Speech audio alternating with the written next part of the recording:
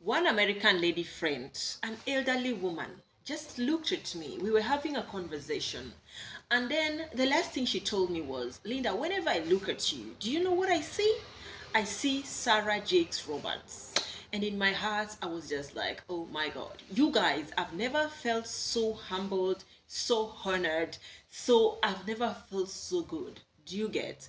Do you know that there are some people somebody will compare you to and you will feel honored? You'll feel literally humbled. Do you get? So, in case you don't know who Sarah Jakes is, Sarah Jakes is a pastor, an evangelist, and is a pastor to One Potter's House, Dallas, Texas, the daughter to the great man of God, uh, TD Jakes. TD Jakes is very known in the USA. Okay, so Sarah Jakes happens to be his daughter, and she's a pastor. And actually, she's my mentor that I've never seen. Little did I know that I was turning into this woman and evolving into this wonderful woman. And by the way, there's a book I did a live video on, I think 2 years ago, that I read, that was written by Sarah Jakes. It's called Woman Evolve. If you haven't read that book, please go to the studios or go to the libraries, go and look for it, go and buy that book, Woman Evolve. It will teach you a lot of things, down to how bad people thought Eve was in the Bible. But again, there is some strength to Eve. There are some good things to Eve. There are some aspects to Eve. All of us just know that Eve was very gullible. They lied to her to eat the fruit, and she ate the fruit and she gave to the husband, and they both sinned. But again, in that book, Sarah Jakes breaks it down to the strengths of Eve that people did not see or people overlooked. Now, do you know that as a person, you can have this kind of personality and you do things, but people tend not to see the goodness of you. They only tend to see the negativities of you. They see the bad things you have done, and they're very fast to judge you. They're very quick to run with it and say, hey, you see, this person did not do this. But one thing I want to tell you today is that, first of all, you're an imperfect person, and God is not even expecting perfection from you. Do you get? God knows you're very, very imperfect, and that is why there is room for repentance. Whenever you fall, you get up 7 times, 77 times. It's in your Bible. What matters is, when you fail, did you get up or did you remain on the ground? That's what's important. And what is making me say all this? Now, when this elder lady told me that, when she looks at me, she sees the Sarah Jakes of Africa, she sees this Kenyan Sarah Jakes, she sees the Sarah Jakes in me, I was left wondering, okay, I want to ask you ladies today, what do people see when they look at you? You that you're looking at me, please do me some honors and comment down below. Let me know what you see. When you look at me, what do you see? I have very many, I can say, isn't testimony? I don't know if testimony is a very strong word, but apparently I have a series of words or a series of ways in which people look at me. And this woman's thing just stood out to me because she's elderly, and another thing, she's a friend that is based in the US. We just met, and that is what she could see, talking to me, having conversations with me, having video calls with me. That is what she could see. So I was left wondering, okay, people have been telling me very different things that I represent to them in their life, or things that they feel like I look like, or they feel like I represent, basically. And I'd like to know, what do I represent to you? And another question I want you to answer me is, you as a woman, you as a man, when people look at you, what do they see? Do they see a chaotic person? Do they see somebody that is causing trouble? Or do they see a hope in tomorrow's generation? Do they see a hope in tomorrow's future? Do they see anything good? Now, I remember there's the first time I went to look for a job in Nigeria, and then this principal was telling me, I went to look for a job as a high school teacher, and the principal was telling me that she has seen my children, and they are well taken care of, they are well brought up, and she would just love for me to be handling her children because she feels like they are going to be safe in my hands. Guys, I can't tell you how much honored I was with that, to be honest. Do you get? I remember even in church one day, they told me that they want me to lead the children's section. And I said, why? And the pastor said, I see your kids and I see how well you bring them up. I just feel like you have these magic hands. You have the capacity and the capability to nurture and raise these children.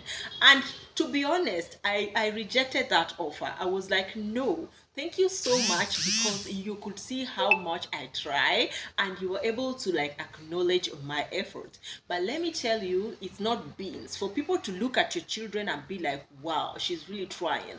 In today's society, it's not beans.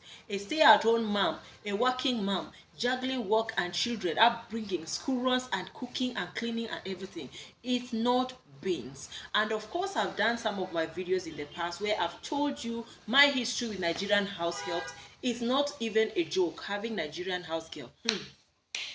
It's not like Kenya where you call the bureau and tell them that my house help misbehaved, I don't want her, send me another person, and you send the registration money and they wire you somebody. It's not like that in Nigeria. Nigeria will humble you when it comes to house girls. So for people to look at you, look at your kids and be like, wow, I'm amazed at how you take care of them. I love how you handle your kids. I love how you bring them up. And I really, really love for you to bring up my kids the same way. And thank God, imagine even just today that I'm doing this video, I was on my way home from church and I decided to talk to one of our pastors, and then he was looking at my son and told me, what's your daughter's name? I say Maya. He said, what's your son's name? I say Promise. He said, the promise of God. And then he looked at my son, even before he asked me for the name. He now told me that, wow, this your son, he looks just like a pastor. And I said, can you believe that that's what he has been telling me, that he would really love to be a pastor? And he said, wow, that's amazing. So for people to look at you, what do they see? That's what I want to ask you guys today. When people look at you, what do they see? Do they see chaos? Do they see problem? Do they see somebody that is not peaceful? Somebody that keeps malice? Do they see somebody that has unforgiving spirits? Or do they see somebody that is free-spirited? Now, let me tell you guys, I'm always very free-spirited. You can get me angry, but one thing that has been helping me, I don't keep anger in my heart. If you step on my toes, I'll open my mouth and I'll tell you that, see, what you did there, I did not like that. Do you get? So if you have sense, you'll sit up and know that, okay, leader, you can't step on your boundaries past this. She is gonna pick you on it. Do you get? And that is finished. And that's why most of you that have been commenting on my posts and my videos on my Instagram, on my YouTube, and you keep wondering, why is she always happy? Why is she always smiling? I'm always smiling because I don't keep things in my heart. I don't have a space in my heart to keep and pile things until the day I explode. I don't give room to that.